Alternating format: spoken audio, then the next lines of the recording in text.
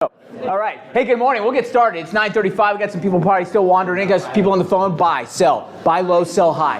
All right. Okay, good. What's that? It's a solicitor. Oh, so yeah, so give you a reason to get off. Bob, please tell me to get off the phone. All right, someone's trying to get my business. All right. Speaking of solicitors, let's go to our vendors real quick. All right. Okay, solicitors, exactly. Jerry, how are you, man? I'm fine, thank you. Good. Good morning. Good morning. First thing I want to say this morning to everybody is, other than the fact I have to cool down, Yeah, see? is I think everyone in this room, their hearts are with those victims in Las Vegas. Absolutely. This is just a horrible tragedy, and may God be with those folks and the people that are connected to them, their family and friends. This is just unbelievable that anyone would do such a thing. Totally agree. After that, I just want to say that we're already in discussion with Metropolitan Ministries for the upcoming holiday season. Yep. I know this is only the beginning of October, but you have to start having these conversations in advance. And we're already coming close to dates for one day the week of Thanksgiving, as we normally do, and one day 2 weeks before Christmas. And for any of you who have not participated in this is where we get a group of people together from both future home agents, Gulfview Realty Property Management, assorted vendors and their teams who want to go to the big tent at Metropolitan Ministries and work in the tent on that day for about a 3-hour shift. And you could be working anywhere in the tent, including sorting through product as well as helping them shop in the big tent, etc. It's a great thing to do, guys, and we really enjoy doing this. I myself have been doing this for about 16, 17 years now, and we started this. We've been located in Future Home Realty now for 4+ years, and I think we started this with the first year, and I think our attendance is getting greater and greater. And So he puts together a sign-up sheet. We'll keep an eye on that. When do we usually do that? Or is it around Thanksgiving or Christmas? we do it for the week of Thanksgiving Right. and the week, 2 weeks before Christmas. We'll have the sign-up sheets probably by next meeting. Perfect. So we can talk about that. In addition to that, I haven't talked to Bob about this yet, but I'm hoping. Which means I'll cut him off here in about 2 seconds, so go ahead. Last year, we had a very high success rate at the Future Home Christmas Party. Oh yeah, that's a good idea. And at the Future Home Christmas Party, the so-called admission price, if you will, was to bring either a toy or non-perishable food item to the party, and then Metropolitan Ministries is the recipient of that. This year, the only thing we're going to do different is, instead of Jerry and others having to pack all that stuff in their vehicles and take it back to the office to have it picked up, we're going to arrange for Metropolitan Ministries to pick it up at, am I allowed to say where it is? Yeah, you know where it is? Yeah, You do? Yeah. Where is it? GTAR. Oh, see, very good. I didn't know that. I'm just kidding, I didn't. Or whatever. We're actually having at Greater Tampa Realtors, mark it down. It's the first Tuesday of December, December 5th.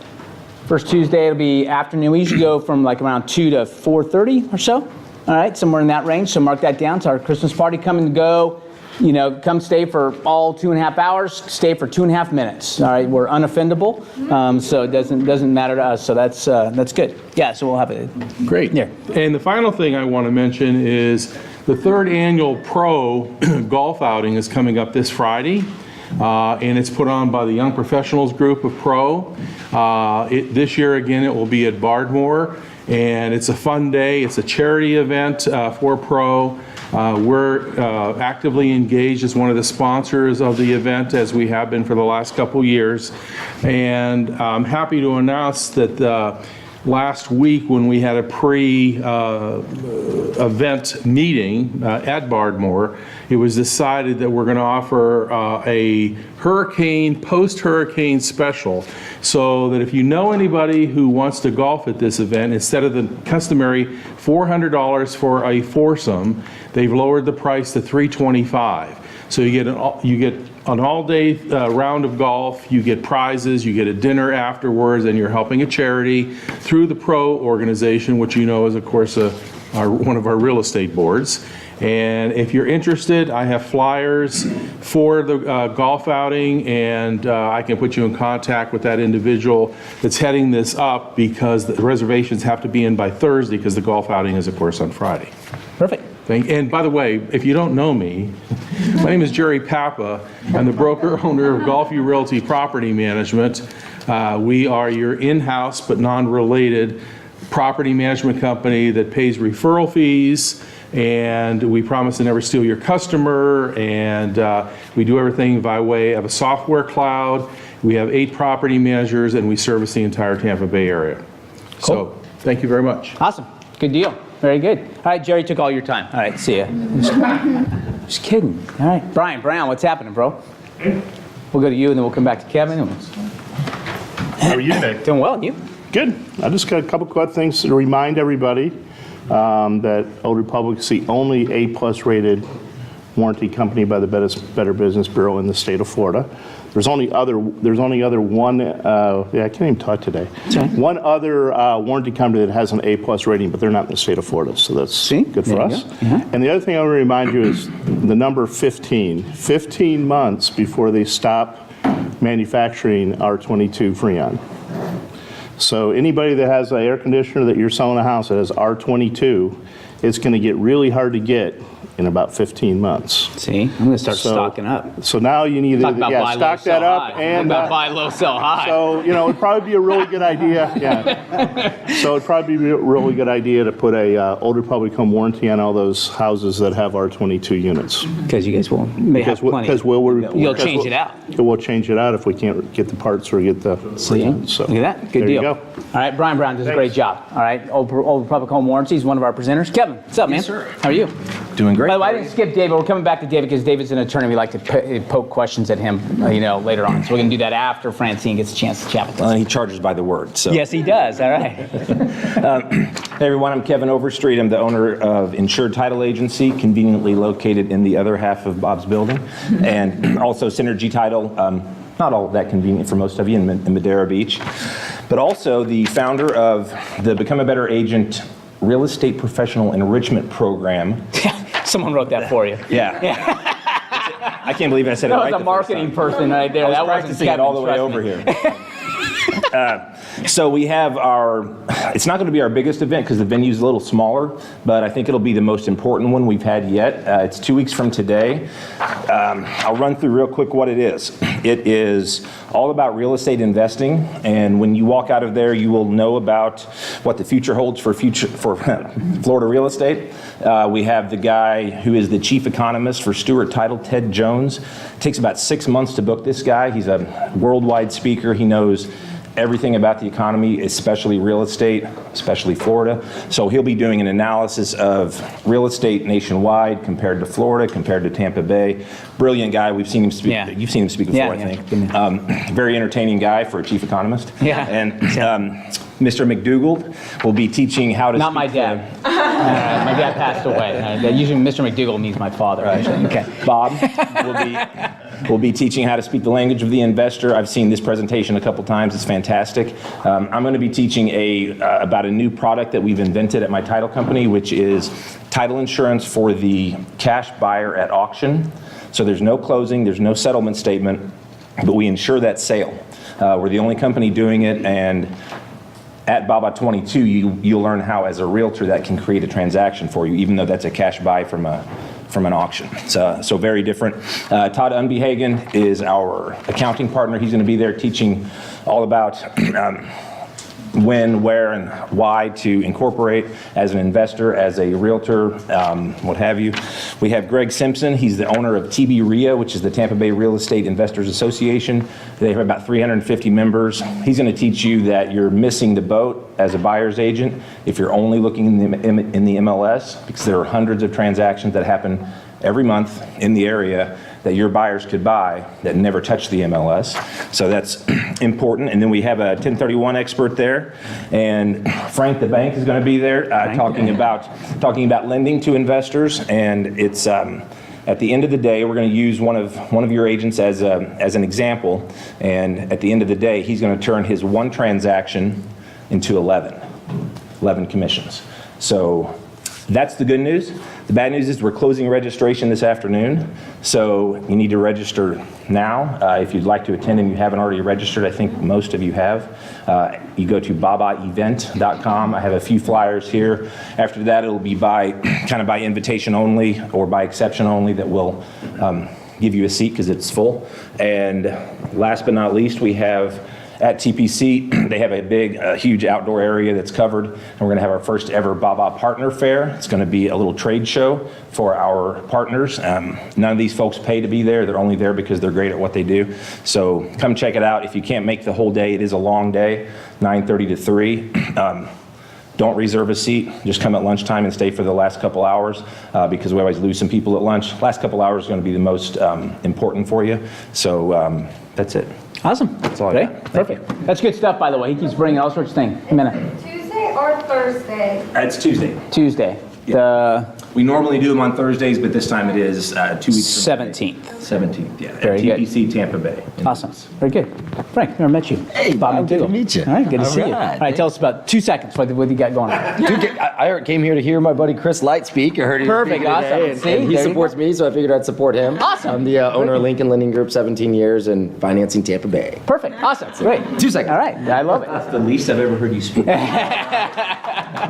Good morning, everybody. I'm Carolyn Thomas with Florida Building Inspection, but today I just want to tell you that I don't want to talk about building inspection. I want to talk about this month is breast awareness, cancer awareness. So let's talk about breast inspection. There are mammo buses. You can go on and register. It's at www.tampabaymobilemamography.com. FBI sponsors a bus or two during this month. You don't have to get on our bus, but as a cancer survivor, remember that most breast cancer is survivable. You don't come out unscathed, but you do come out alive. So please take it seriously and get on the bus. Awesome. Great. Thanks for bringing that up. Yes. Insurance, all that good stuff? Yes. Oh, thank you. Yeah. If you're a self-pay, it costs $150.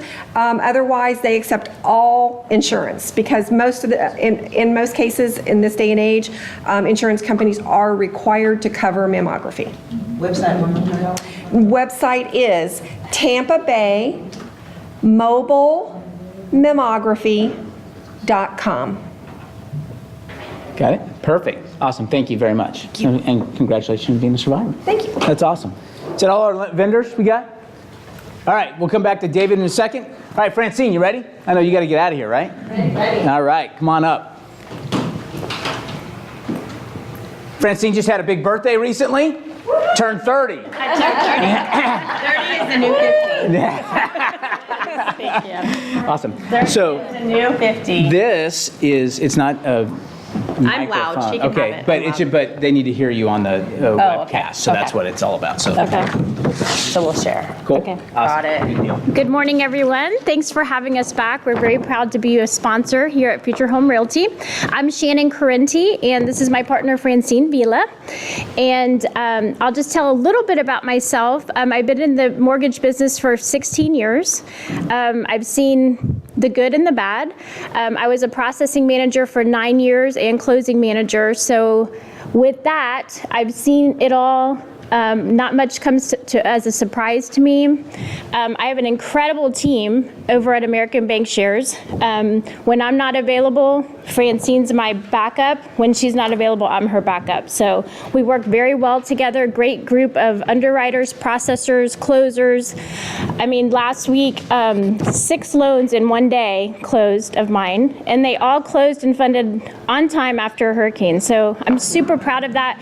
And that goes to closers that were sending out packages at midnight the night before. So we have an incredible team that I just can't talk enough about, but I'll let Francine introduce herself real quick. Thank you. Thank you. And again, we're so proud to be here with what Bob and Jim and Maureen do. And I hear there's a new guy in the group that's helping out. So welcome. It's a great group here.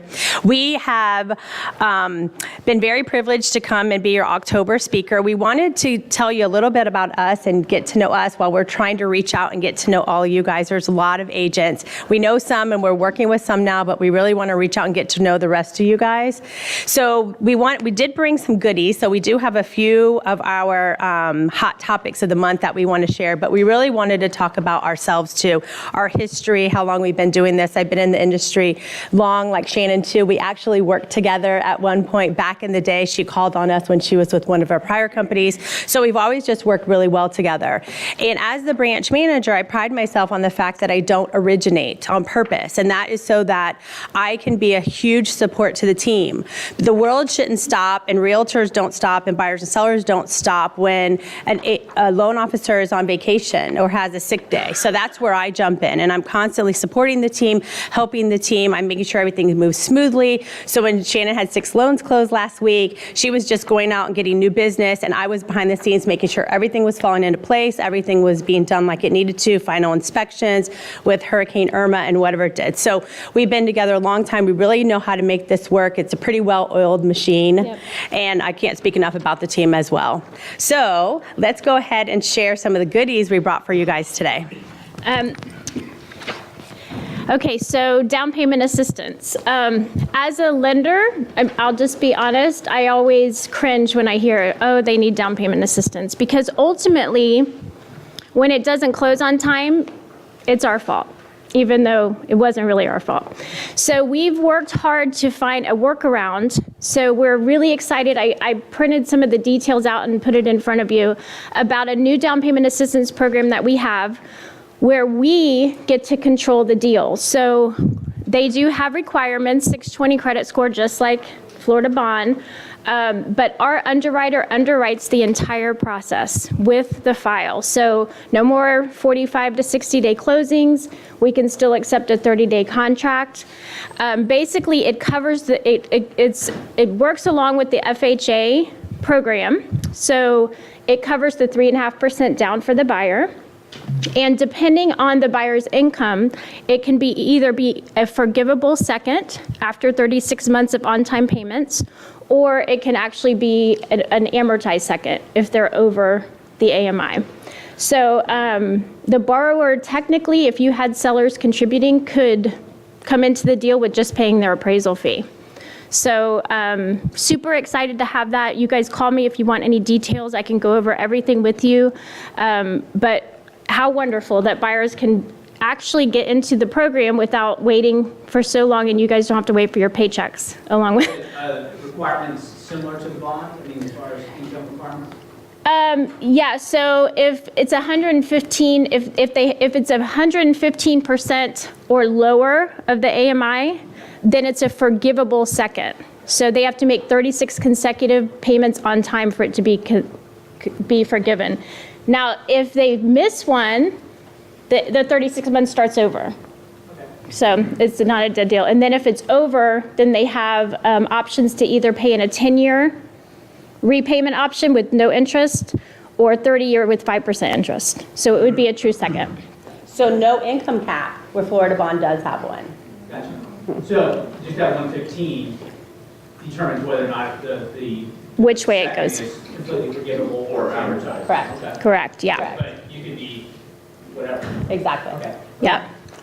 So that's my exciting product for you. And any questions? I have a question. The Florida Bond is 640, right? This is only 620? This is 620.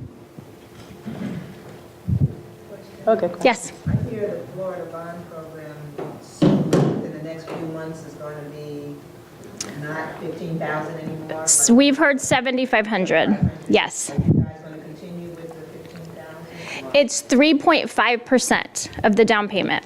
So it's covering the 3.5% of that FHA requires down. So it's not 15 grand, it's not a flat amount, it's basically the down payment that FHA. Okay, so it's the down payment, it's not 15,000. Correct, yes. What Florida Bond did, Florida Bond's always been 7,500, and then when hardest hit funds hit Florida, they increased it to 15,000. That is expiring at the end of the year. So it'll go back down to the 7,500. They also stopped funding a week and a half ago, which sent the whole industry into a tailspin. If hopefully none of y'all were caught in the middle of it, the next morning they started funding again. So we immediately started to look for a workaround. We're not going to stop funding. We're the set amount. It's the down payment, which is just math, and keep going that way. Okay, who funds that? Oh, Bob, Yeah, it's, that's- if I tell you, I have to kill you. It's actually an Indian tribe. No, it really is. And that's fair. I mean, Yeah. And the reason I ask is this, is because, money doesn't just appear out of nowhere, right? Including the $15,000 bond money. This is great. Well, it comes to your grandkids 40 years from now. We're like, what the heck you guys doing? You're paying the piper on the interest rate on bonds. Right, exactly. So how does the rate, is the rate affected on the first at all? The rate is slightly higher because we all know you get nothing for free. It's slightly higher. Correct. And you can add even more gift on top of it. So you can have up to 10% gift, including the 3.5, where FHA usually stops you at 6. So they found ways to compensate even though the rate's a little bit higher. And it's all, they're just rate-based risk. So. Right, and you gotta understand too, because there is no free money. I mean, these guys, hey, refinance yourself today, right now, these commercials are here all day long, right? Okay? I'm so-and-so, and that guy's been around for like 40 years. I think that it never changes. But, we roll everything in, and when you roll everything in, it's being paid, right? Okay, you're rolling it in, you're not paying it over 30 years, all right? But there are closing costs. There are, it's all there. So just understand that. Make sure your clients understand that. Not for free. It's exactly. It doesn't show up, right? Two questions. Sure. You said the rate is higher, about how much time, like a point? No, it wouldn't be. The second one, I'm just giving both questions at one time. Sure. The other one is, I think the maximum loan amount for the Florida bond is $308,000. Do you have, what is your maximum? Well, it'd be the FHA. Yeah, it's going to go by FHA county loan limits. So for our county, it's they just increased to 272, 655. I think is the new number. FHA? Yeah. I haven't sold in a while, have I? Like 94,000 FHA loan limit. Holy smokes, we're about. Actually, I think it's 274, 655. Yeah. The same. They usually match mostly, and they also match on the average median income. Pinellas and Hillsborough mirror each other most of the time. Do you do the down payment assistance with conventional or just FHA? This program is just FHA, but we also still offer the Florida bond as well. Yes. You answered it. I was going to ask about conventional and also condos, because I know condos are a hot topic with down payment assistance. Well, this program, it's got to be an FHA approved condo, which are very limited. Yeah. 275, 650. Thank you. 655? 665. Any other questions? Okay, I'm going to let Francine talk about another product we're doing, which I touched on a little bit last time I was here. Okay, great. So I want to take a quick poll. Who in the room has heard of Rocket Mortgage? Well, actually, their marketing is brilliant. So I never throw my competition under the bus, and I have to hand it to them because they took something and they made it worldwide known. Crazy. The funny thing is, though, I've been in the industry so long, it took me like 3 seconds to really put on my thinking cap and figure out what they were doing. And for those of you who have been in the industry long enough, or back in the day like I was, you might have heard or noticed that your loan officer never asked for alternative documentation. Back in the day, we didn't gather pay stubs and bank statements. We didn't trust the customer. We didn't trust the customer. They would sign an authorization. We would send it to their employer, get the information secretly back, bypassing the borrower. We would reach out to their bank, get assets back to us, and we would never go through the borrower at all. Well, as things change and the industry evolved, and we figured, okay, well, that takes time, and now Bank of America wants to charge $15 to get a VOD back, and the landlord's not filling out paperwork fast enough. The industry loosened up, and alternative doc was born, which means now I can take pay stubs and tax returns and W-2s and bank statements from the borrower. We just validate them now with IRS, and we check with the employers and do things on the back end to double check it. So Fannie Mae, who is one of our great servicers, I'm sure everyone knows the name, is trying to just jump into the 21st century, and we love it, make everything, if we're gonna be paperless, let's really be paperless. We say it, and we still have a shredder with a packed stacks of paper. So if we're really gonna do it, then let's think and do it. So she test marketed with Rocket Mortgage to go back to what we used to do before, but instead of mailing it to the employer and mailing it to Bank of America, it's all electronically done. So our borrower, if they're in a situation that they're privileged to get this finding with Fannie Mae, not every borrower will qualify for it just yet. You'll have borrowers that I need to see their tax returns because they have rental properties or alimony. There's no way to check that except true documentation. But for your salary borrower who works at, let's say, Humana, who we all know is on the work number verification system, and banks with Wells Fargo, who is part of the test pilot, how awesome to tell the borrower, authorize your assets by clicking these little buttons. We already signed up to do your verification of employment, which we do these days anyway, and I don't need any documentation from you.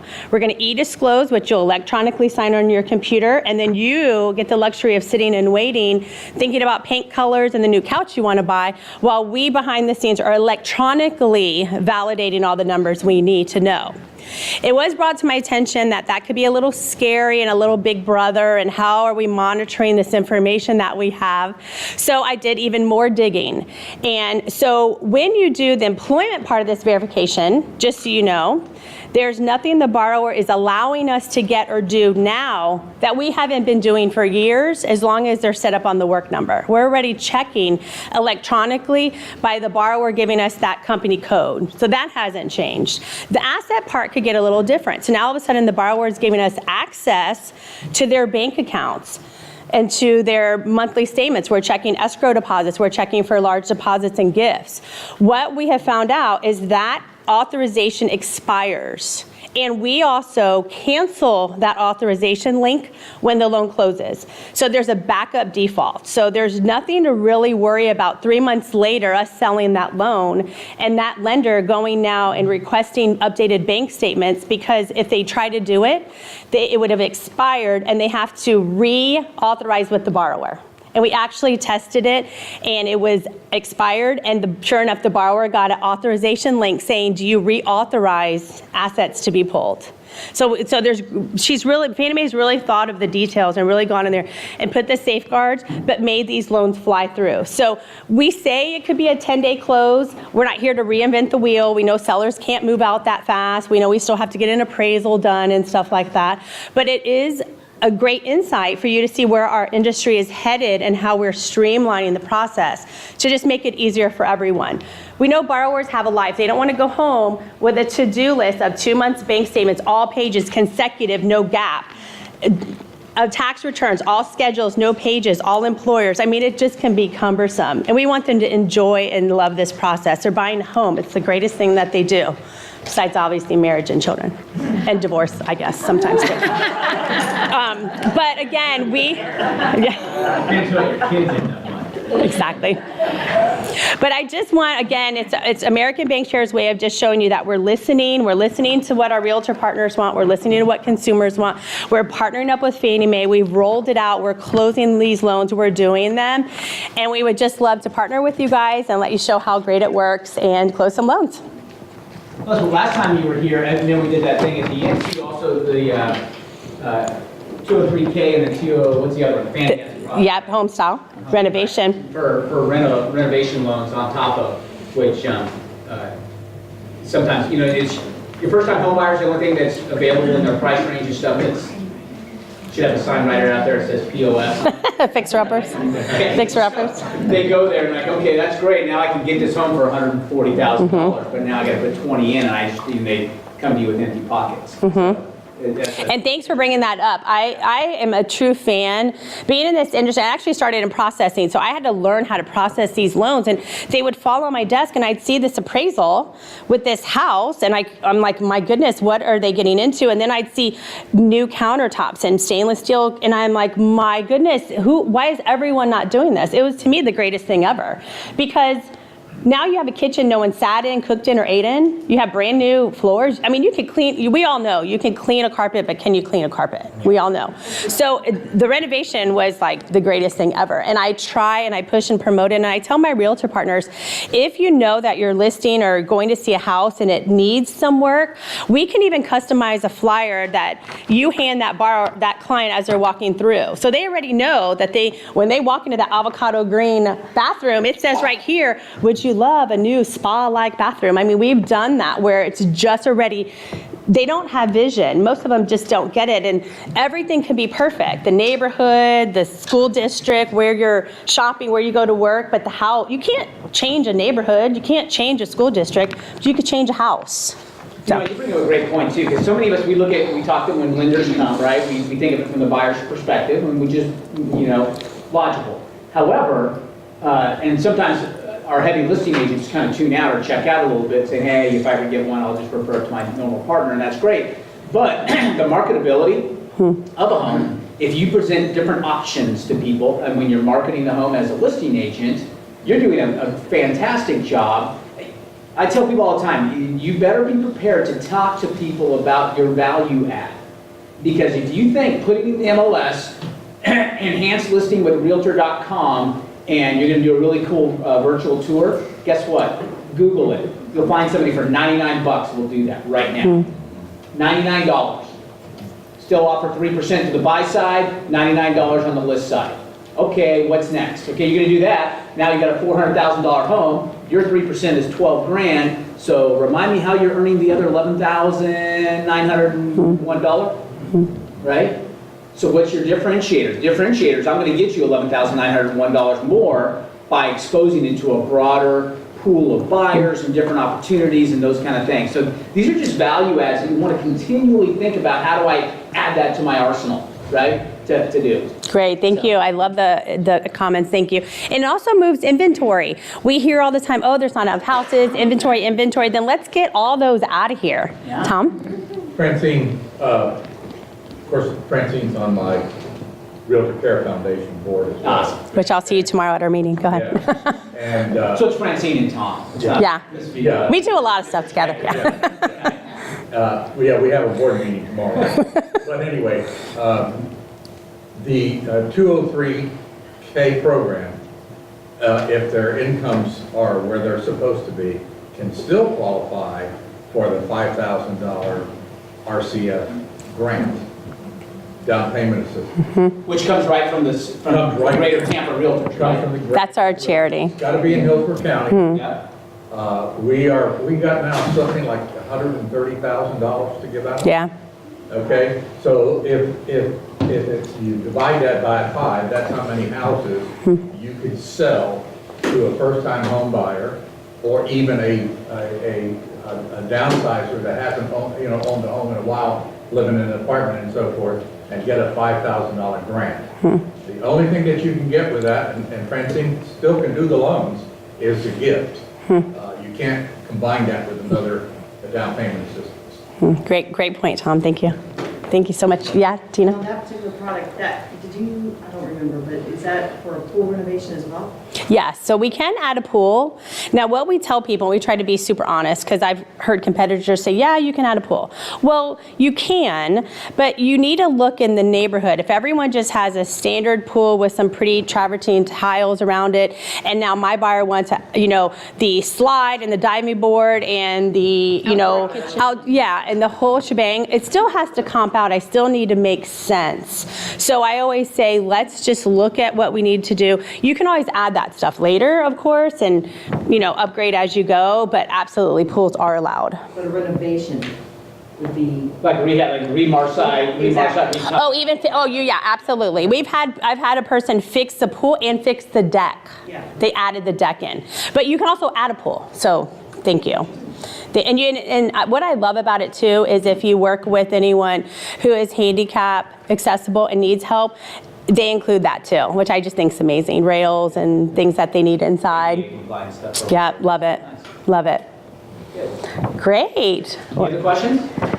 One more point I want to make. Yeah.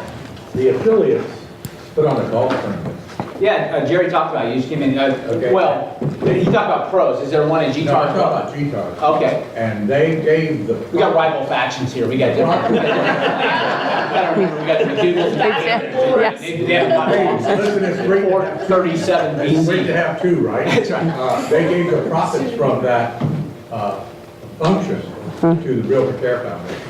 So it was Yeah. almost $25,000. Yeah, I'm also the proud affiliate chair. It's my last year there, the affiliate chair, and we donate all the money to. We do a lot of stuff in the background that nobody knows about. Well, I mean, and we try and promote that as well because you guys do. Both Pro, GTAR, all of them do. Yeah. Really do a fantastic. Our boards.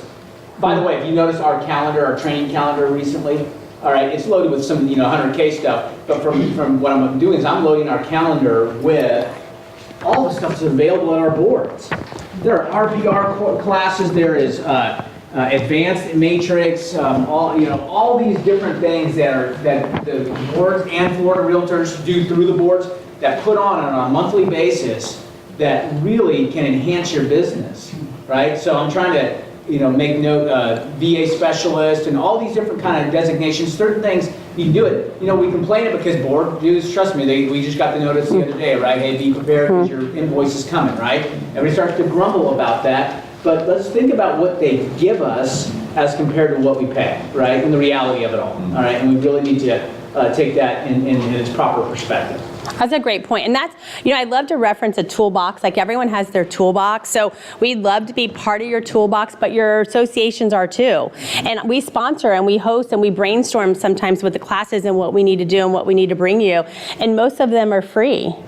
So, great point. Incredible. So take advantage, rather than complain about the dues, let's take advantage and say, hey, you know what, boy, I went to 4 classes over the last 4 months, and that's, boy, if I had to pay for that on the outside, boy, that was really valuable, right? And I've got 4 new deals because of what I learned there, right? And that's the kind of stuff that you want to take advantage of. Great. Thank you. Great points. And we'll give this away really quick.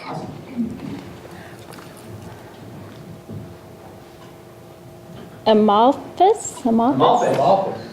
Yeah, you won. What'd she win? She won a Yeti look-alike steel cup. Want to be Yeti? I want to be Yeti. A fidget. Faux Yeti. Oh, yeah. There you go. But it has a bottle top opener on it. It's pretty cool. There's a fidget spinner. Don't use it during the meeting. You can use it later. And a fidget spinner. We love those. Good deal. Jim Shan should have won that bottle. Thank you, guys. Thanks, everyone. Thank you Awesome. so Thanks, much. guys. Amazing. Appreciate it. Great job. Awesome. Good deal. Perfect. Jim Shans is the one that has that bottle top opener sound when he gets a text. All right, so if you're in the same room with Jim and you hear all this, he was like, holy smokes, who's just lighting him up in there? Like it's college all over again. No, that's Jim just getting his text. All right. David, you got a minute? Maybe. All right, let's come on up. So we're going to rifle through this. David Rankin, it's always great to have an attorney hanging out. Some questions want to ask. Jim brought up a good topic when we kind of dialogue via email. Excellent topic. Municipal liens, right? The whole concept of this whole lien search idea, right? And who's responsible, who gets it, if we don't do it, who's screwed up. So, Davis, tell us who screwed up. Which time? Which time? Let me go back to something we were just talking about. We're taking advantage of GTAR and yeah. I'm the attorney for the Greater Tampa Realtors. Yeah. And I think Tom would share this thought that there's how long has Dennis been there? Dennis? Oh, gosh, just a little over a year. A little over a year. Dennis McDonald. He is 38? Yeah, he's 32 or something like that. Well, he's not very old. He took over from Carol Austin when there was one who was interim. Yeah. He's the new CEO? Correct. He is the new CEO, and he McDonald? is. Excuse me. McDonald? Yeah. All right, very good. McDonald. Love that. He's got the right first two letters of his last name. He was one out of about 58 of the applicants. Wow. He made the last 18, and we interviewed personally the last 12, I think it was. And he got down to the last 4, and that's the one we ended up hiring. Perfect. Anyway, he's doing an outstanding job, and you were making the point that, hey, there's all kinds of opportunity there. Yeah. And there was a little bit of a sort of a sub-theme there that, in the past people have grumbled about, here's our local association, what are they doing for us? here are our dues and that kind of thing. That, if for some reason you feel that way and you have an idea about something that should be done, Dennis McDonald would want to hear about that. I can tell you that he and I have had conversations where, hey, we're doing this to address that. He is very proactive. He's a young guy, very dynamic. Went to quite a bit of law school. I mean, I talked to him about legal concepts and issues, and he's 2 or 3 steps ahead He's of me. doing some renovation over there too, right? Oh, Huge, Yeah? complete. We're doing almost $600,000. Yeah, yeah. And it's almost done. It'll be done by the end of this coming month. Oh, perfect. So by the time our party's there? We're going to have a grand opening, like a grand reopening in January. Well, we'll make the first grand reopening on Yeah, well, December 5th. You're going to be That's in a right. completely remodeled auditorium. See, look at that. Well, what they're saying is that we have a deadline, and the contractor said, "What's the deadline?" I said, "Well, Future Home." That's right, is exactly. coming here in And December. you don't want to piss Future And if Home we off. don't get it done by then, Man, we wield a you're hammer. in trouble. Exactly. Actually, there's a penalty clause in the contract. There you go. Anyway, so that's it. GTAR is very receptive to ideas. If you feel that you're not getting value for your money, Dennis McDonald wants to hear about it. All right, he does care. On the concept of municipal liens, let's just talk very quickly about foundation here. What municipal lien search? It's a little bit of a misnomer because there are specific municipal liens that are authorized by a statute, and this is not limited to that. What has happened in the contract wasn't there before. It's been included, I think, for 2 or 3 years as far as there shall be a municipal lien search. And so we can answer the questions that come later, the question being, okay, one is missed, and who's liable? All right, to answer that question, we have to ask, well, what's the municipal lien search? What happens is the title company retains a third-party company that offers a service, and that is, hey, we will contact the county or the city, whichever is applicable, governmental, all the different departments that could, at some point, generate a lien on that property. And what we're going to do is we're going to check with all those departments. We're going to get something back in writing. We're going to give you a copy of that. And what that's going to say is there is nothing in our department that could lead to, no activity that could lead to a lien or an assessment, that type of thing. So it's great information, because the last thing you want to do is have somebody move in and all of a sudden there's a lien that shows up and they say, well, wait a minute, this had to be going on for at least 8 or 10 months. And the buyer caused it because they didn't mow the yard or whatever. There's a code enforcement violation, whatever. So they ought to pay. So the question becomes, and this is a good one that Jim shared with us. Okay, let's say something is missed. Something is missed. There's a closing, and the question is, well, who's liable for that? All right. Well, I would say I don't know that it's ever been litigated. All right. It's not like we have a Florida Supreme Court decision and this. It'll never get that far, because typically these liens are for not that much money. You know, $800,000, Pasco County water utility liens. You know, $55, whatever, and it's just so much easier to catch them ahead of time than and resolve that at the closing, get that done. But what happens if one is missed? All right. What I would submit is this: that it was the obligation of the seller to pay that. All right. It should have been found. Seller would pay for that at the closing. Done deal. The problem is that when you call a seller after a closing and say, hey, you know, you really owe this money, you know, the chances, you know, what's the percentage of time that's yeah, there you go. Next time will be the first time. There you go. There you go. Even when you turn on your charm, it still doesn't, you know. It's like, okay, we have no leverage. We can't get that done. So the question becomes, all right, well, how's the county needs to be paid? And here's what I would submit: that when the lien company, the third-party lien search company, does, what they get back is a document that says, this department has signed off saying, hey, we have nothing that could result in a lien. When there is a lien, then what you have is, this is a concept, everybody think about this now, the Latin word estoppel. Estoppel, it's a legal term. Basically what the argument would be that the county is estopped from collecting that because there was a closing, And we relied upon we affirmatively relied upon what it was that their representation was in that form. They signed off saying, hey, there is no lien, there is no assessment, and we relied upon that. So Shannon, speak now, forever hold your peace, kind of. Exactly, exactly. Here's the third party, ask them, get something in writing from them. They say no. Okay, can we back it up for a second then? Okay, Well, and that's sure. okay. Just so in our contract, right? In a perfect world, a buyer's agent would make sure that a permit search is done, right? Well, and it's different than the municipal lien, right? Okay, yep. And a municipal lien search done. Where in our contract is our chance to rectify? Is it up through the closing date, or is it only during the inspection period that we have to be able to serve notice to the seller? Because it's the buyer's responsibility to bring this to the forefront, right?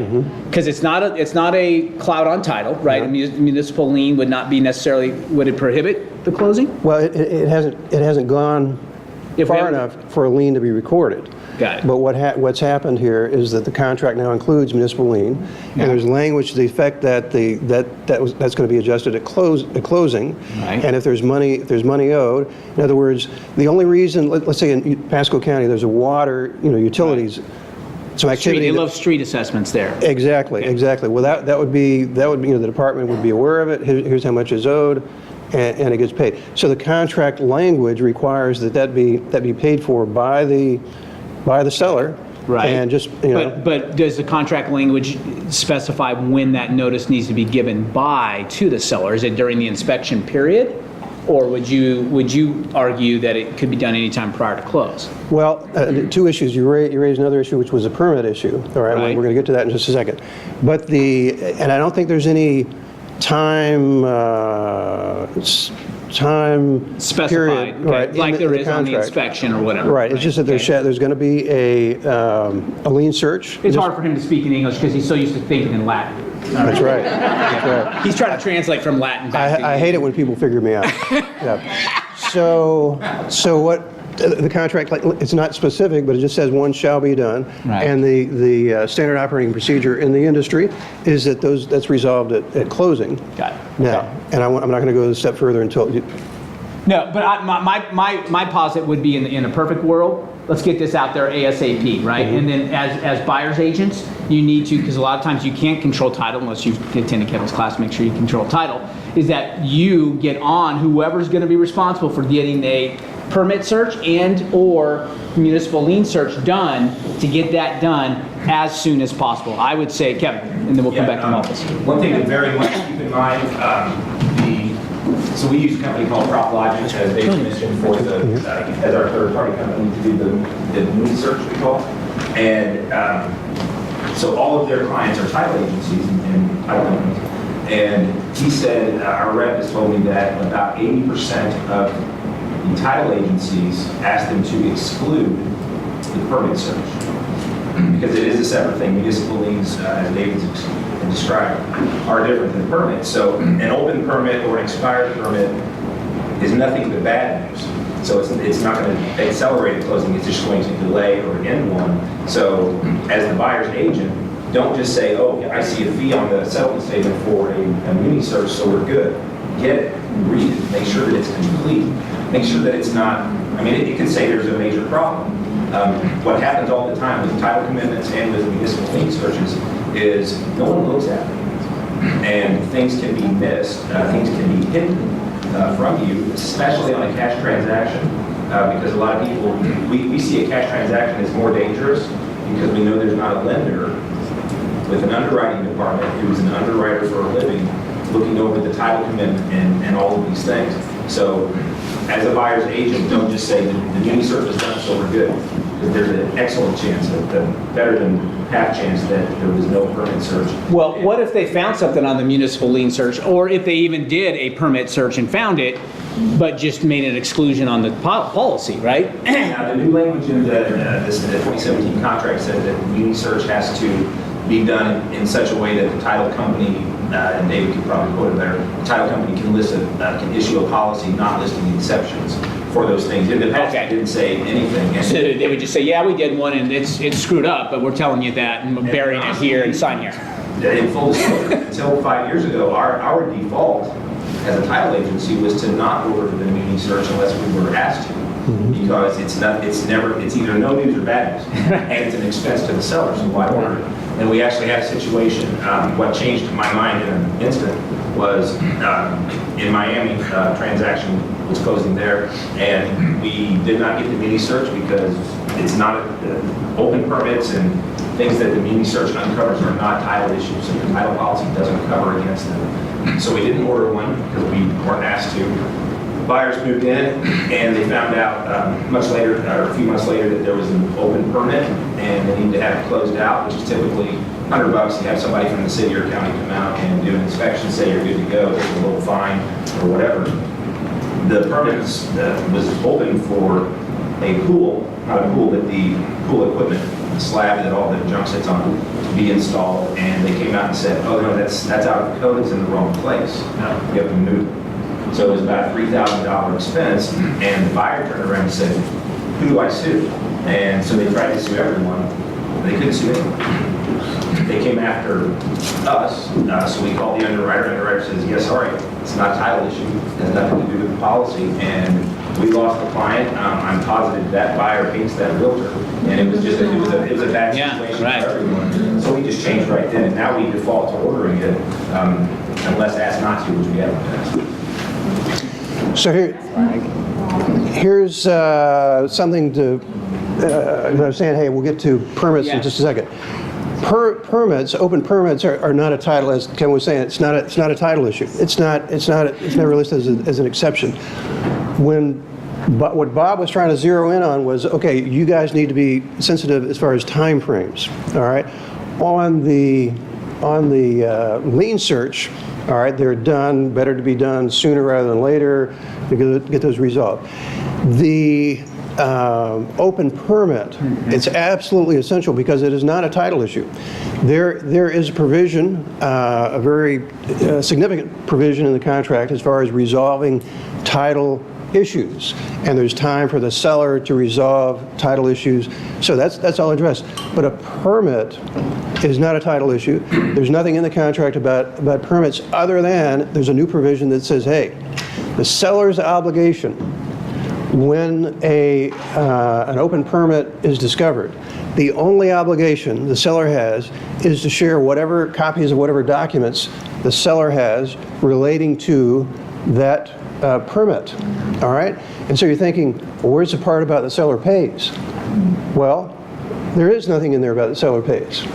Absent in 98% of our contracts, which are now as is.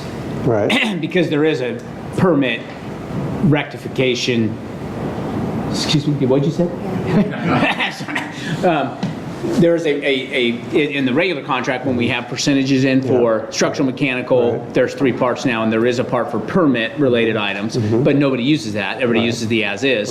So it does away. Therefore, in my mind, it's also telling me, reminding me that for permit, there is a time limit to bring these things up, per se, because there's an inspection period, and that's in that same box as structural, mechanical, termite related WDO, and permit related. So I would say that we have to knock on that door early during the inspection period. Well, and the seller's still not obligated. I get that. All they have to do is, hey, be made aware of it, and are you going to help us with this thing? And if we do it during that period, then we still have the right to back out based on the inspection clause. But if there is a permit issue and you have a 15-day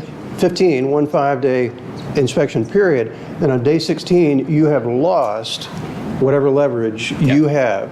Now, Kevin had a good example of, okay, there's $3,000 fee or charge to remedy that, and most of them are, it's just a matter of getting an engineer to sign a statement and get it done. You can have an inspection as long as it's built according to the building code. That's the only issue with permitting. If you can get somebody out there and satisfy the county that it's built consistent with the building code, you can actually do what's called an after-the-fact permit, which is you pay the fee, You get an after-the-fact permit, you get an inspection, whether it's by the county inspection or people, or you get your own engineer to go out there, you can get those resolved.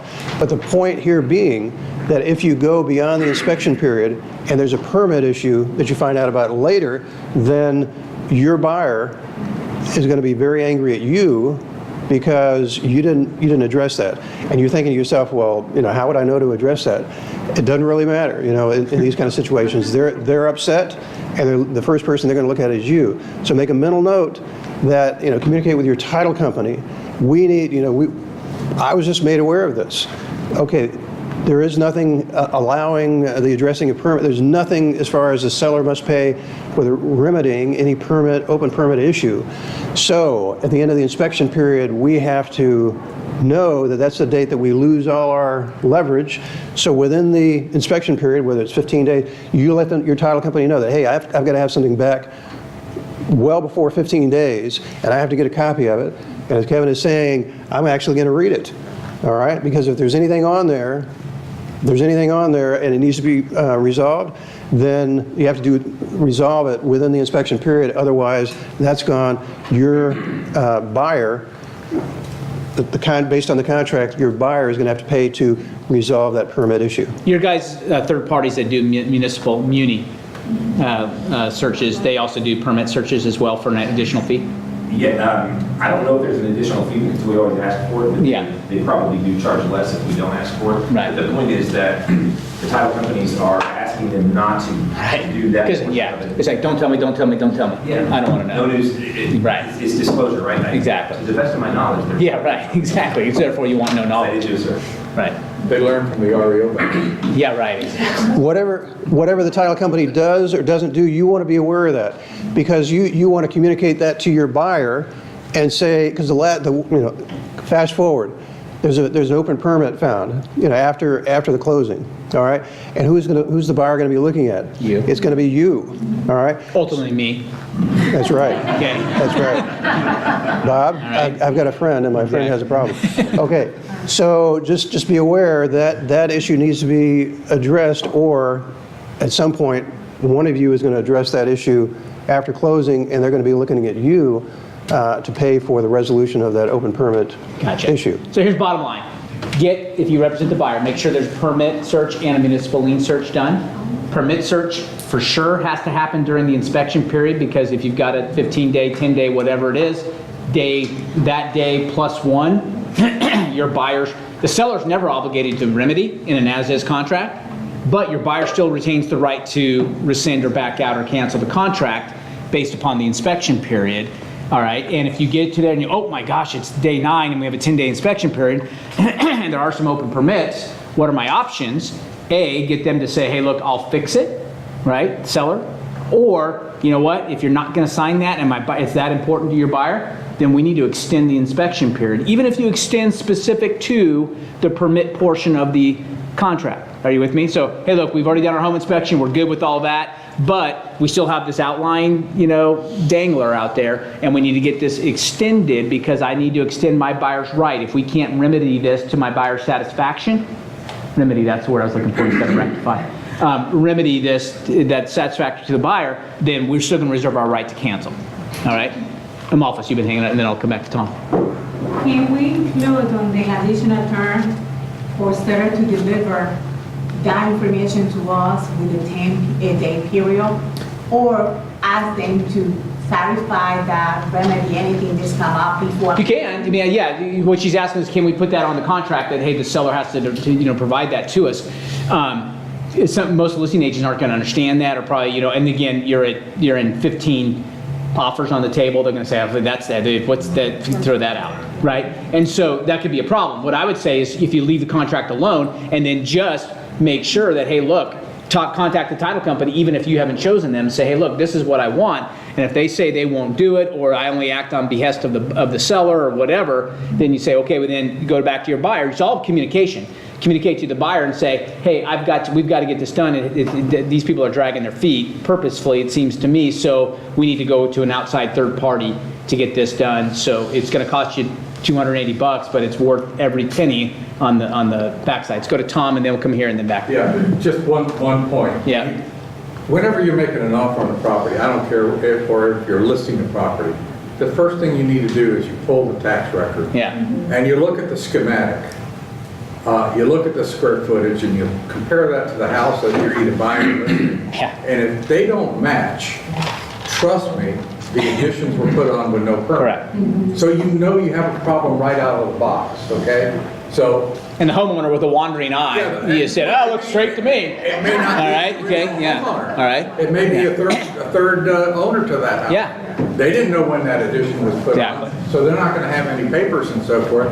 So you need to pay attention to that and do your research. And that will not be caught in a permit search because, and we've had this happen twice in the last 30 days, where someone went to get a permit to do something to their home, and they found out that there had been unpermitted work done. Right. And both times the agents came back to us and said, "Didn't you do a permit search?" Well, of course, but we searched for open permits, right? There was no permit, right? I can't find what never existed. So I mean, Good there's point. two sides to the permits. Yeah, that's a great point. It's make it make sense to you as well. Pat.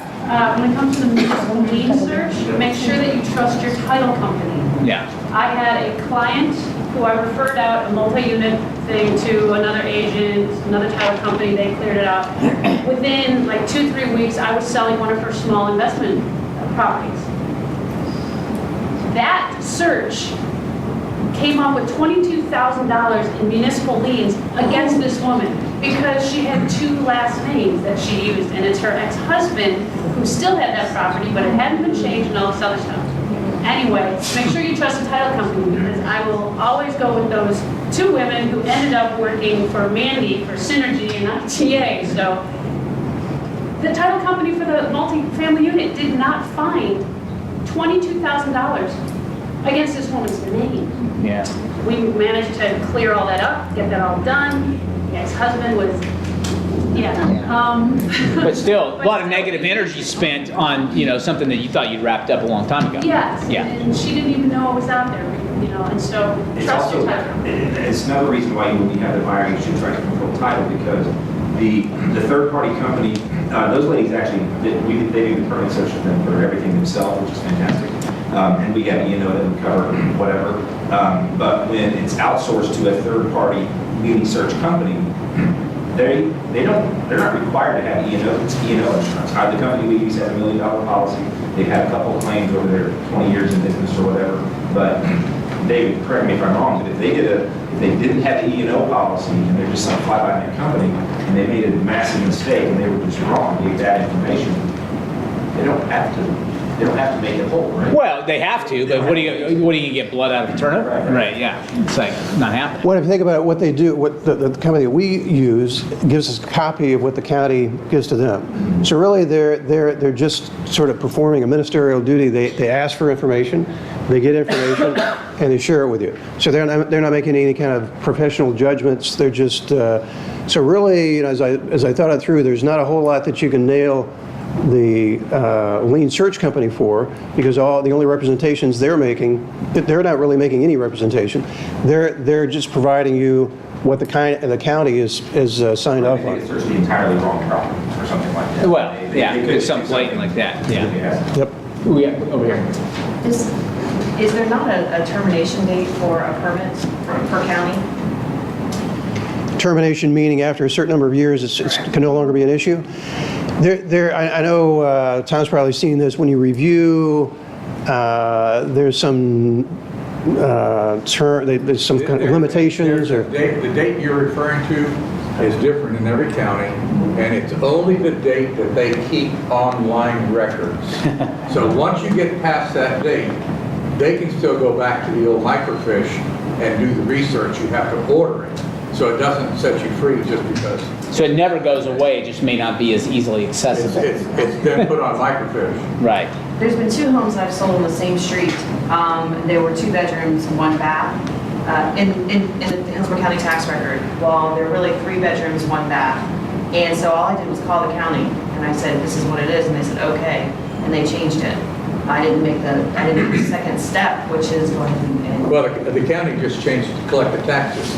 They didn't change it to resolve the issue. Right. Oh, yeah, that's a higher assessed value. Thanks for letting us know. Exactly. Right, exactly. The issue is that you have to understand that if If there's an addition on a house and my buyer says, I don't care, I make him sign an affidavit that he is accepting it with the knowledge that there was an addition put on with no permit. Because I don't want to be sued, and he doesn't want to be sued. Exactly, and I require that signature be in blood. You prick their fingers, all right? We can always DNA test later on and say it really was your notary schmotery. Your liability as a real estate agent is huge, and you have to realize that because you're in business. This is not a hobby. This is a business, and it affects his business like it affects your own business, and that's the way you have to look at it. Brian, and then we'll wrap this up. Yeah, this might be a little off the subject, but unpermitted is almost as bad as, open permit, because we run into a lot where air conditioners, where a flipper's gone in, replace the air conditioner, only replaced with an R22, which is not legal, so they didn't put a permit in there. And a lot of times we run into where you got a 3-ton condenser unit and a 5-ton air handler, which, by the way, those won't work together. That kind of stuff, we run into that a lot with. So if you're got a first-time home buyer and they're buying a flip house, make sure that inspector, knows all that stuff, because, that's an issue, because 5 years you haven't been able to put an R22 unit in. So Right. if it says it's a brand new unit and it's an R22, you already have a permitting problem. Right. And to your point, what Tom brought up is the non-permit is not something that's going to show up on a permit search, right? And so it has to, you've got to think about that and make it make sense in your mind, right? Hey, it only says 1,200 square feet in tax records, and they're advertising as 2,800. Okay. What's the story here, Chris? Quick question with regards to municipal liens, power. Twice in the past year, I had an instance with Duke Energy where the power never got transferred from the seller to the buyer. And then 3 months, 4 months later, I've got a tipped off seller calling me, keep in mind I'm the buyer's agent. They never turn their power on, blah, blah, blah, blah, blah. Well, did they turn the power off? So one instance we did resolve and it was found out to be a Duke Energy issue. Perfect. The second instance, it sounds like neither side ever did anything. Where, in the legal eyes of it, because I just say, listen, I'm not responsible, I'll let them know to call you. Right. Who's responsible when it comes down to utilities not following directions?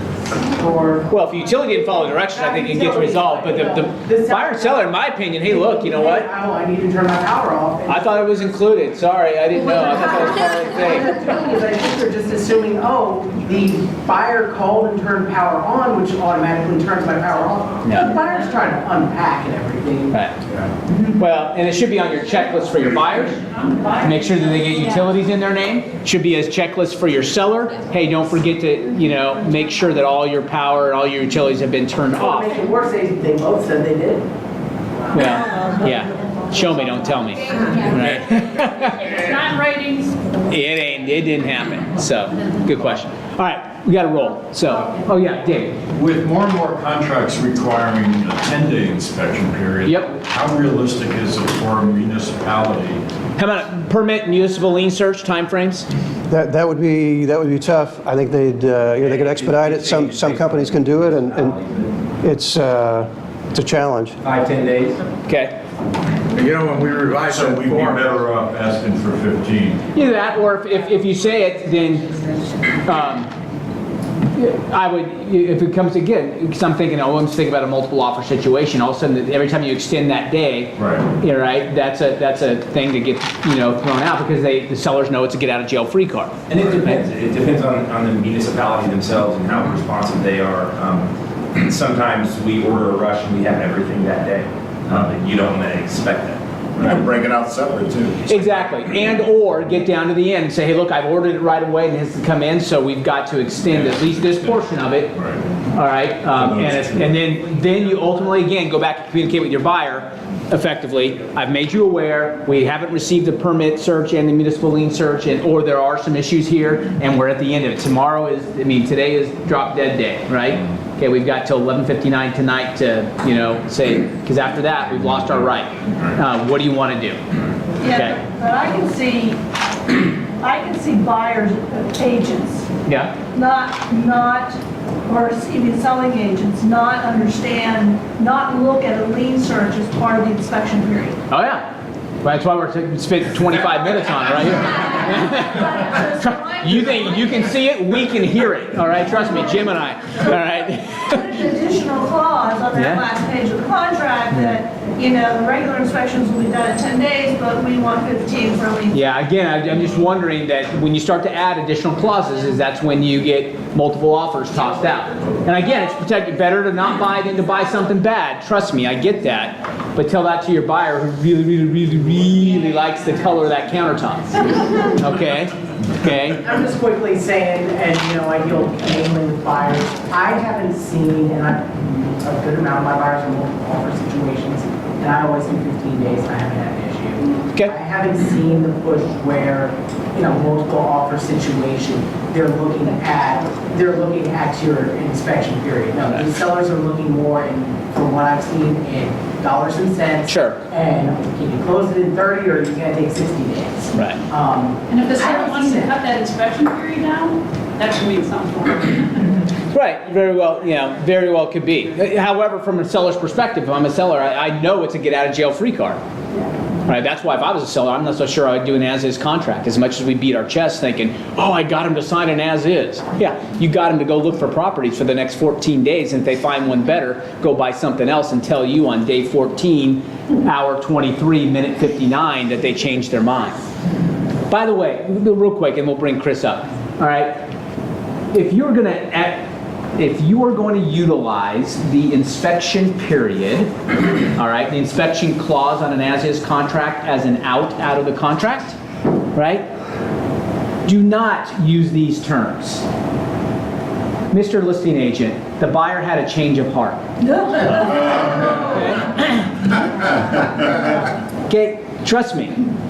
All right, a seller does not want to hear, because we all know that, you know what that inspection period says? The buyer can have a change of heart and get out of the contract. It is a get out of jail free card, period. All right? It's buyer at their sole discretion determines that the results of the inspection are not satisfactory to the right? They can, anytime prior to the end of the inspection period, is out. Right? But you are not going to get the seller to say, oh, good, let me give you your escrow money back and we'll release the contract right away because you had a change of heart. Right? Not good terminology. You quote chapter and verse in the contract. The buyer is electing under paragraph 8, line 48, to exercise their right to, okay? That's how you remove your buyer from the contract and request the cancellation. All right? Yes, ma'am. Don't we have on our FHR addenda to, if we want to cancel because of the inspections, to attach part of the inspection report? Don't we have that verbiage? Is that in there, Jim? On our FHR? I'll have to read back and look at it. I think it may have been there from an old thing, which we probably need to amend. All right?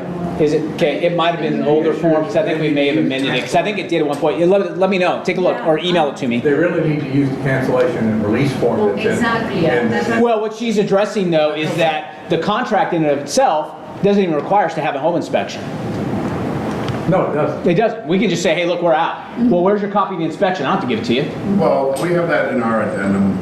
It says that the buyer that we provide them a copy of the home inspection. It says it has to be done by the regular contract says it has to be done by a licensed inspector. And if a buyer's paid for it, made the as-is that way. But, but it keeps getting rejected by the seller, which means they can, I don't know. Yes. Email it to me, all right? Email it to me because I want to take a look at it. That's good. I see where you're headed with it, and I think I agree with you, if it does say that. It's like the appraisal. If the buyer paid for the appraisal, it belongs to them. The seller can ask for it until the end of time. Correct. But if the buyer says, no, don't give it to them, you don't give it to them. Right. Same thing with the inspection report. With that one, though, the appraisal, though, I mean, I've always been under the impression that you have to give it if you're canceling. You don't have to give it if you're staying it, but if you're canceling, you have to show that it actually did appraise for less. I mean, how do you show it But without that's a showing it? cancellation. What's that? That's a cancellation. But what if something, you had the appraisal done during the inspection period and you cancel by the inspection period, which you can do. Yeah. That doesn't matter. No, there you go. Yeah, then you exercise I that found right. provide notice of which way. Okay, very good. Correct. Doing I probably don't have time to look at it right now in a minute, so email it to me. Okay. Okay. Let's go here, and then we got to get Chris up here. I was going to mention that in the inspection period, once they do the inspections, there is a document where they say no exception, or they can lift the exception, or they can say that we don't want to move with this anymore. Correct. But that document doesn't state that you have to send a copy of the inspection. That one does, all right? But I don't think you even have to provide that. You can just say, hey, here's an email saying my buyers decided that they, based upon, at their sole discretion, you use those terms, per the contract, line 348 on page 6, that says buyer at their sole discretion has elected not to, pursue further the transaction. Okay? I keep saying this is the last time because we've had this. The last 15 questions have been the last question. So go ahead. I got you. You can check it. It says buyer will or will not provide. Right. Got it. Okay. Got it. Okay. Got it. Good point. All right. Cool. David. Final point. Last statement. That's right. Whenever there's any discussion about canceling the contract, people think that, well, I'll just send an email and it's done. Yeah. All right. What if the person says, I didn't get it? Yeah, I never got it. All right. So what you want to do is ask them to respond and confirm and make sure that you get all that done and you get your responsive email so that you have proof that it was sent and it was received. Just sending it out, you never want to be in that debate about why I didn't get it. Right. Sorry. But can you, if you're not getting a response, can you send it to the broker and does that count? Yes. There's a provision, I forget which paragraph it is, but notice. The broker owns all contracts listed. Right, you would push it up. That broker, and if the agent's playing games with you, you can send it to them. Notice to the broker, the contract actually has a provision that's saying notice to the broker is notice to the buyer or seller. Right. Yep. Perfect. Awesome. I'm going to hand this over. All right, perfect. This is huge responsibility. It's a huge responsibility. The golden EIB microphone. Exactly. Okay. All right, Chris, come on up. So, all right. So can you give us 15 minutes? Because I want you to hear from Chris. So, Chris. I guess I got to tell stories. Yeah. Absolutely. That's all you're going to do. How are you, man? Good, man. Good. All right. So we'll just kind of hold this between us. All right. Sounds good. You want to sit in the chair? No, I'm good. This is our between two. What's that show that you see on YouTube? Between two firms. Or Oh, sure. All right. Whatever. Okay. All right. Between two good-looking guys is this microphone. Jeez. All right. Relax, guys. Loosen up a little bit. So here's Chris's story. Publix, how long? 16 and a half years. Right. Started when I was 16 and first job and just kind of stayed there. The economy crashed as I graduated college from UCF and went into management and then just How many times did you get to enjoy 4th of July with your family? None. Okay, very good. Thank you very much. And or everything else. That's awesome. So, got your license a couple years ago. Yeah, I got it back in 2013, right after my daughter Victoria was born. Just, the wife likes to watch HGTV 24/7. I mean, I kid you not. If it's not kid shows, I'm listening to Flip or Flop or whatever it is and losing my mind, begging her to change the channel, and it never happens. So, she's like, why don't you get your real estate license? I had thought about it even back in the early 2000s doing it, never knew how. Got the license, got with a brokerage, went nowhere, was doing it part-time. Still working at Publix. Stayed at Publix, stayed a couple more years. Oh, you're getting promoted this week. Oh, you're getting promoted that week. Unfulfilled promises that never happened, which kind of led me to late 2015. The license lapsed, got a call from a family member, list my $400,000 house. Yeah, give me 3 months, I'll have my license back on, sure thing. And landed here at Future Home, and ironically, right before the listing, I had gotten a transfer. Didn't want to be transferred to where I was going because I had the luxury of being 10 minutes from home, was going to be an hour away from home, and I said I'm fed up and walked out. Yeah. Burn the boats. Burn the boats. It's a great story, by the way, if you look that one up, about burning the boats. So that was in 2016-ish? That was February, towards the end of end of February 2016. Okay. And how'd you find us, by the way?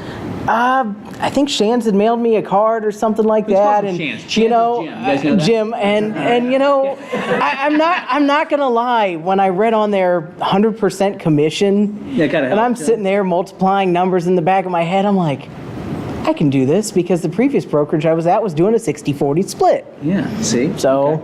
So you found us, you came, and then pretty soon thereafter you started going to 100K, right? So I did that listing, sold it, $408,000. Sold her a new house, ironically 2 doors down. It was a pocket listing of an agent that we knew was coming, and we grabbed it before it even went on the market for $330, and brought in 810 in the bank right there. Yeah, about Okay. 23 in the bank right there out of the deal, and I just kind of floated off that. 810 was the gross, the sales price. He went right to the commission. Okay. All right.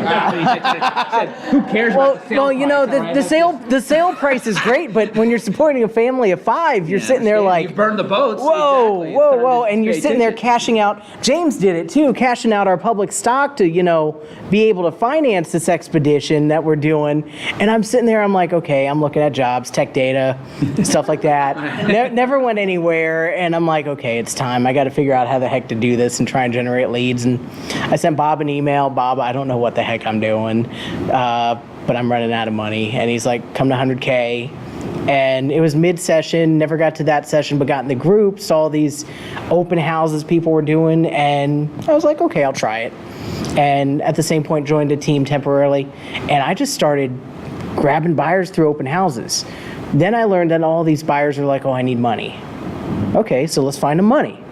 So kind of between doing those two things and then sharing the sales, the success stories on social media, it's just kind of created a following through the social media sphere to generate leads between that and open houses.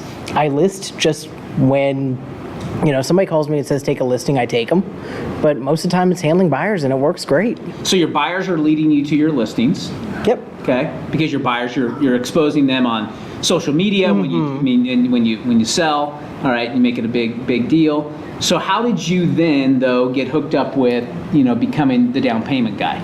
So I don't even know how the heck that happened. It really accidentally happened. I had a lender I was talking to, sent a buyer to him.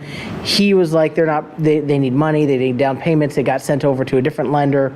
And when I discovered, oh my gosh, I can get people this money, and this is before really the bond money was being heavily advertised, I started marketing it. And people are like, no, you're full of it.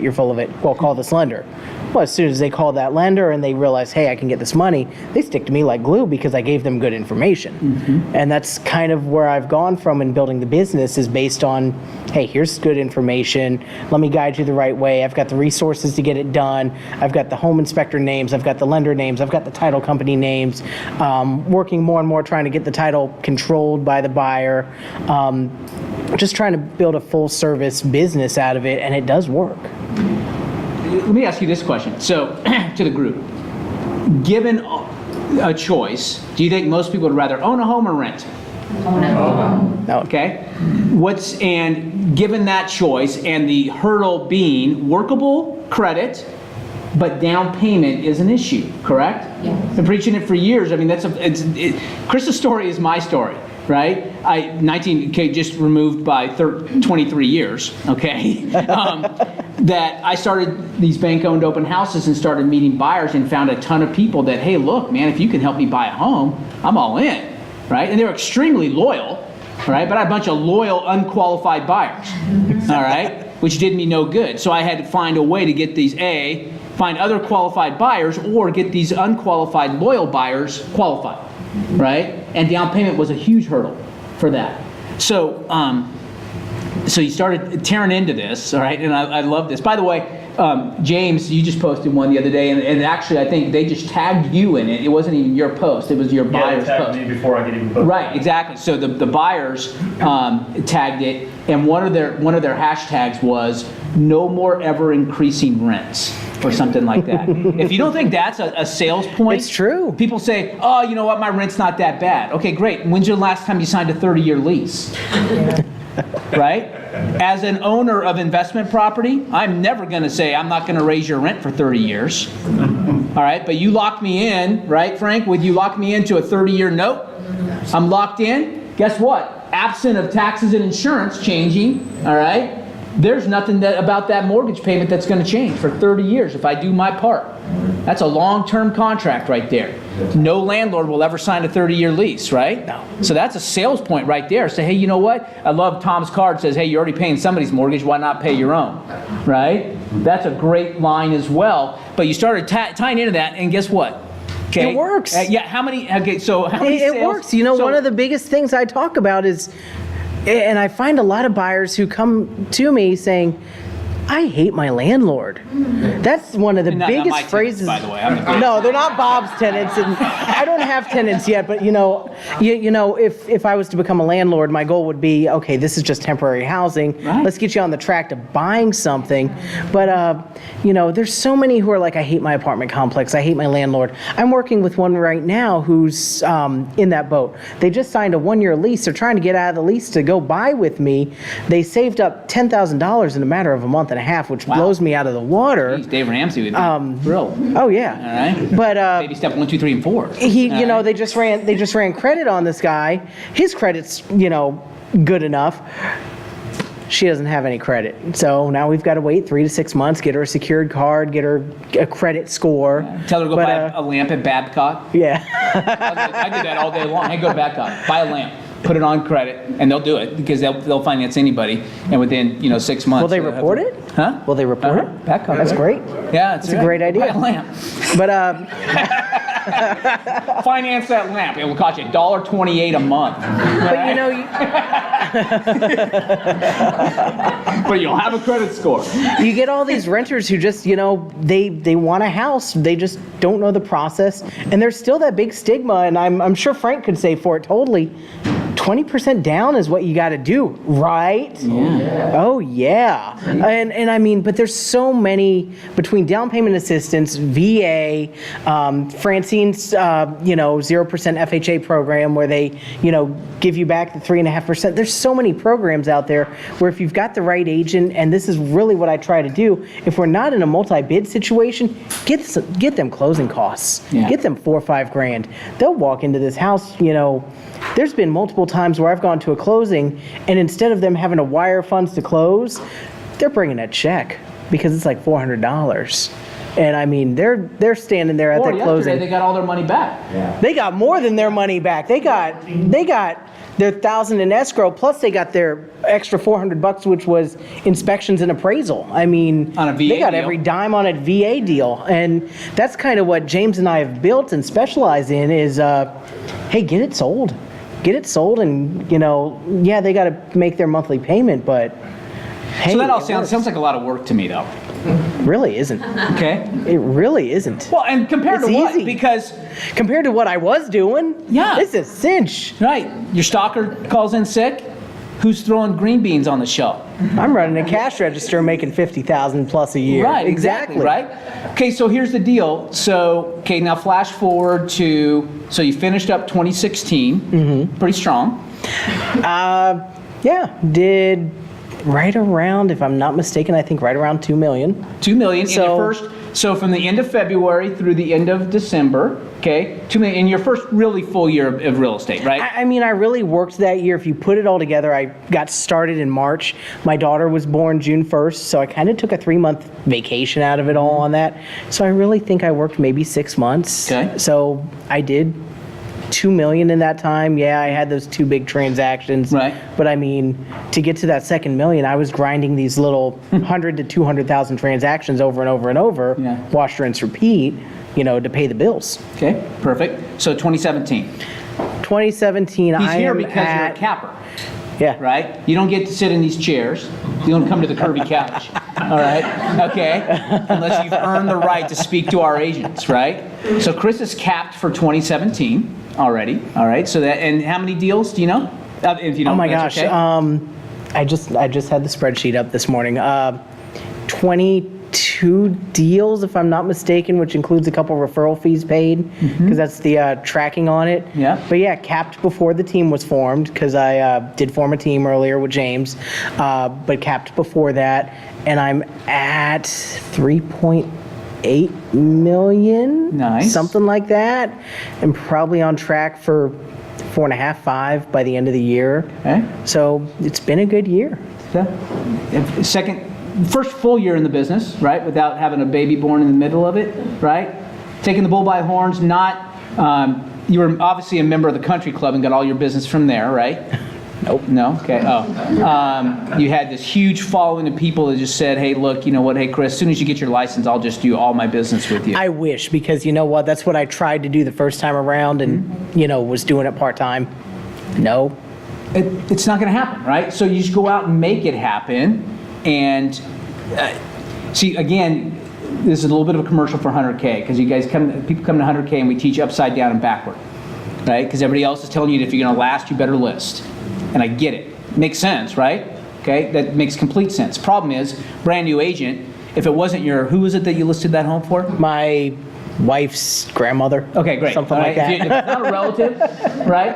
It's not a relative, you're going to lose. Because they got a choice of hiring somebody that has 18 years in the business, has 42 sales in that zip code this year, and you? How many of you sold in the zip code? Well, flash forward 60 days. If we get yours under contract, 1. Yeah. Okay? Right? So you're going to lose that listing presentation every time. But if you go first and meet the niece of that lady and go sell her an $82,000 home using down payment assistance and everything, yada, yada, yada, yada, yada, then she goes back to Thanksgiving dinner and tells Aunt Susan, you have to use Chris and to sell your home. That's how it works, people. I'm just telling you. And this is an actual true statement, Bob, because to be honest with you, a year ago, helped a lady get into a rental. Right. And she had, she went through a divorce. She was ready to buy, but wanted to take a year and take it easy. Fast forward to 3 months ago. Hey, Chris, I'm ready to buy. Get her with Frank. Then we closed her with Kevin.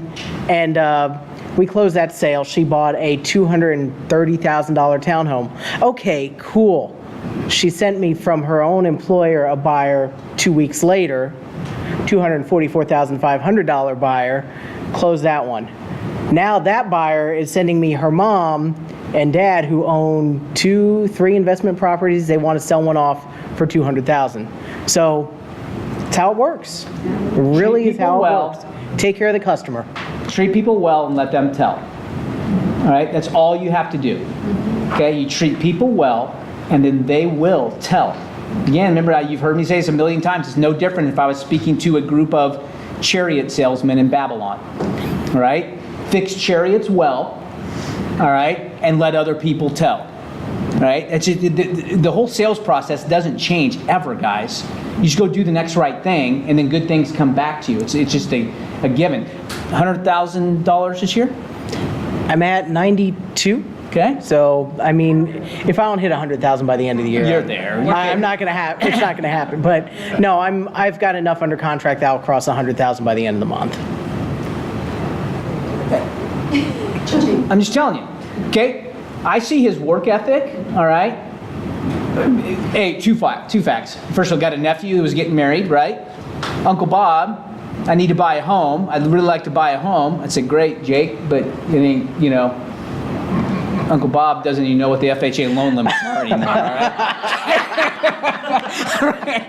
But I've got the down payment guy for you, right? So I refer him out to Chris, all right? And he nails it, and when I start to refer my family or my relatives, remember my family is Jeanette, Joseph, Samuel, and Trixie. All right, Trixie's our dog. All right, okay. But my relatives, when I start to refer out my relatives, and he got them closed, $15,000 down. Got them the $15,000 down. Got them $4,000 in closing cost credit. Got them a home warranty, and got them. Which company? Right there in the back, Old Republic. And I got to say, I'm very loyal to Old Republic. They've done a great job, and anytime I call having a need for anything, they get it done. So I'm very comfortable using them and recommending them. Perfect. But we got them on top of it, a listing that was overpriced, and the seller thought I was crazy with the lowball offer that we did because I sent in what it was worth, not what they wanted for it. Mm-hmm. And after taking pictures, sending the list of the laundry that needed to be done on it, we got them a quote-unquote fixer-upper that they absolutely love. I mean, I don't know if they told you, they've been tearing carpet out, they've been repainting walls. I mean, the whole thing was a pretty much gut to the drywall, and they're loving it. Here's the beauty of these kind of things. First is that not only are those kind of people do they tell, but they're extremely loyal. Those of you that are struggling with, I'm working with this buyer, next thing I know, they bought with somebody else. You know what I mean? And okay, these kind of people, you solve a problem for them, like that major, like, hey, I'd like to buy, but I can't because I don't have any money, right? You become a hero, and you become a hero with them, you become a hero with their whole network. Forget the buyer's agency agreement. Yeah, right. Completely. I mean, if they want to get rid of me, that's fine, but I think I've added enough value that hopefully they won't.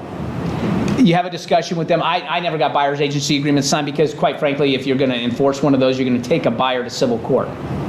Okay, have fun with that and let News Channel 8 show up there and say, how come you're doing that? They weren't happy with you. Why did you do that? And it's like, yeah, there goes my next 22 sales, right? Okay, so how about just, you know what, let's not go there. But that being said, I think you just, loyalty comes when you do the next right thing. From quality. Right? Yeah, there you go. What does that say that again? Loyalty comes from quality. Loyalty comes from quality. Love that. I mean, guys, I've heard that twice now. The third time I said, I've always said, loyalty comes from quality. All right. Here's a good way to put it. You go into Publix. You keep shopping at Publix because you like the quality, you like the service. That's kind of the brand that I built around it. Took a lot of the Publix stuff. Same for James, and we've incorporated that into our business. And it works. They stick around. We have the knowledge. We have the answers. If we don't have an answer, it's not I don't know. It's I will find out. You got to be the proactive realtor. When you're that way, it breeds success. It really does. My next challenge for Chris is going to do a good job. The part that I told you, it reminds me of me 23 years ago, right? The part that I missed is I got cocky and said, hey, I'll create 100 transactions a year out of thin air. Just sit in open houses and do it, right? What an idiot. Right? Okay, let me repeat that so I'll go back and what an idiot. All right? I was, because I was missing all the chances for these 100 happy people to tell other happy people about. Now, I didn't, granted, excuses, I didn't have social media and all that kind of stuff back at the time, but my next challenge for you is don't ever let yourself get away from that database now. You've got a database of satisfied people that want to sing your praises. Allow them and give them a platform to sing your praises, all right, to do that, because then from here on out, you'll never want for business again. You really won't. Once you build it. Now, it takes work on the front side, but the beauty of it, how do I build an annuity in this business? You do it by that, okay? Because loyalty, I've always said that loyalty, quality breeds loyalty, all right? And with that in mind, you just do that enough time. I'm just telling you guys, it's not that simple. Chris mentioned, rinse, wash, repeat. Wash, rinse, repeat? How do you do that? Whichever way. All right, whatever it is, the part is repeat, right? Just repeat the cycle. Just don't try and reinvent anything. Just continue to do it, and things, it just happens, right? Once you find something that works, dive into it and make it happen, and just go figure out a way. So anything, how about questions for Chris? Anything, how'd you get, let's go with 5 minutes of questions. Anybody? Anybody? Yes, ma'am. I heard you say something about social media. What did you do on social media to get these leads? So first and foremost, I have not attended, and I'm making this very clear, I have not attended a social media class given by Sarah or anyone else. I think James has gone maybe to a social media. I just use Facebook, and when a closing happens, I make sure to get a picture, and I make sure, number one, my buyers are my Facebook friends. Number two, unfortunately, Facebook, the way they do it now with the business pages, you've got to pay to play. Mm-hmm. I don't pay to play. I'm all about saving money, and I did that for a while. It doesn't get you the response. So at closing, I make sure, I post on my Facebook profile picture. I changed the privacies from, friends only to public.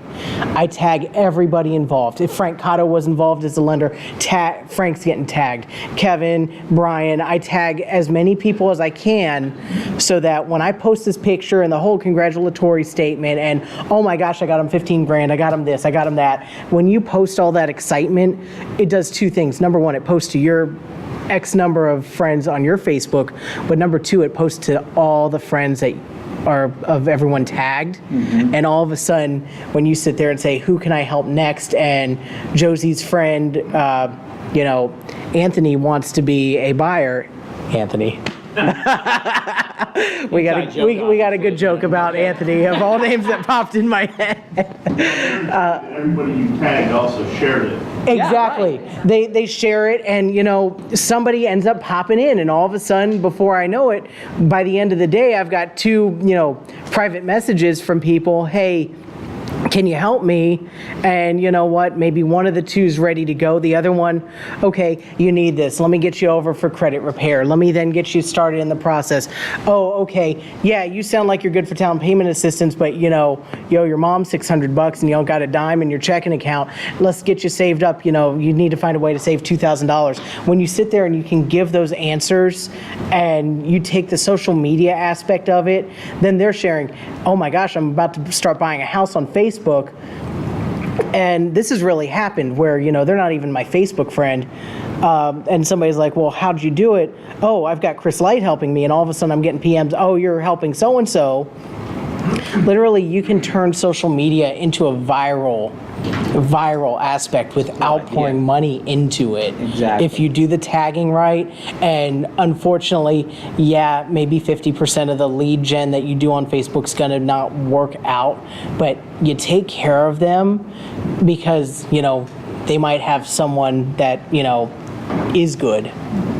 That's, by the way, those long-term, those people who aren't ready now, we call them crock pot buyers, right? Okay, you put them in the crock pot, let them simmer, all right, and we'll come back in, 3, 4, 5 months from now, okay? All of a sudden, bing, there they go, and they're ready to roll, right? But other people threw them away because they weren't microwave buyers like today, okay? What was the highest price home you sold this month? My first one, $408,000. I've sold Love that everything. Seriously. It's a great story. Well, the whole thing awesome. is, it's all about numbers because transactions lead you to transactions, and it's all about, yes, we get paid on the size of the transaction, but trust me, his big transactions are coming based upon all that stuff, but it's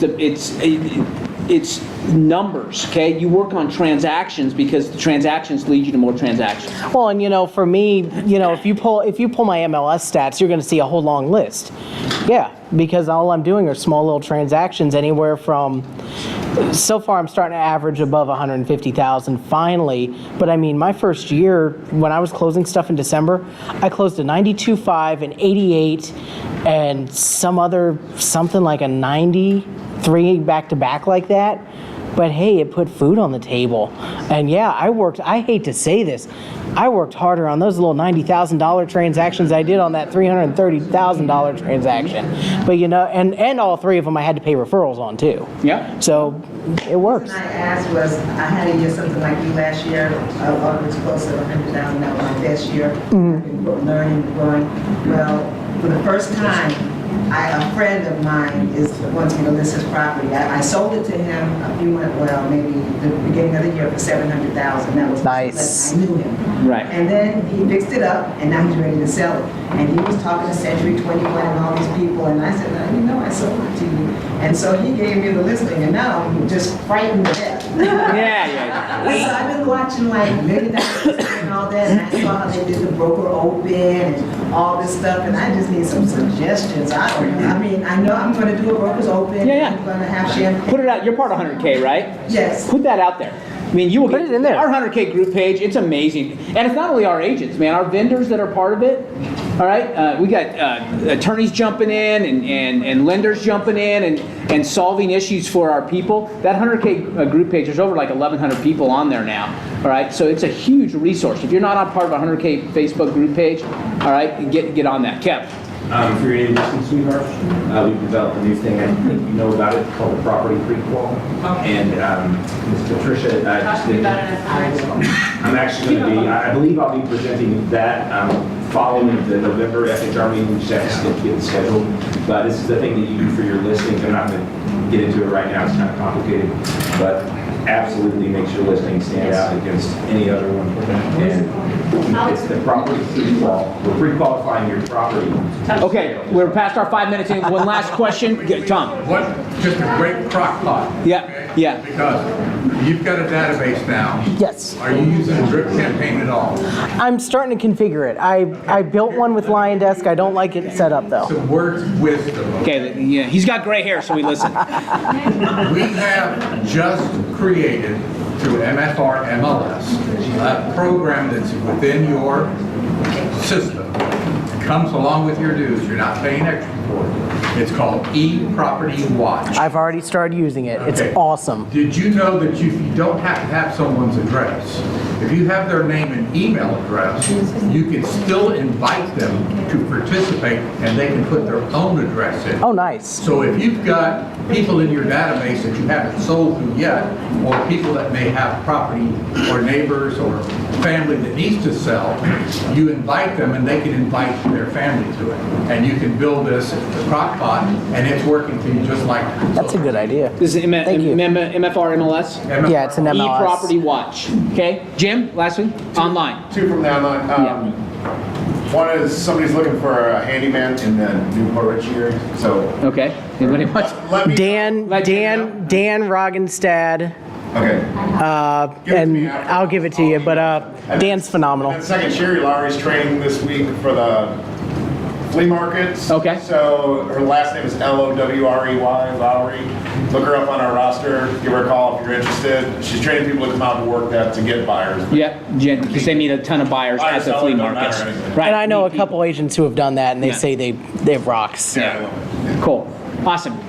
Let's thank Chris for coming. All right, you. appreciate it. Awesome. Great job. Thank you, brother. All right, we are wrapped. If you could do me a favor, we're having 100K is tomorrow. I'll be up in Jacksonville actually doing it live, but it'll be 9:30 a.m. We'll be on Facebook Live. If you could do me a favor before you leave, stack chairs, all right? We need them in stacks of 8. Ladies are probably too high, so just get stacks of 2 or 3, and then we can finish it up, and then we'll break these down. If you can stack the chairs, we'll move them. Other than that, thank you very much. Have a great day. Go get them.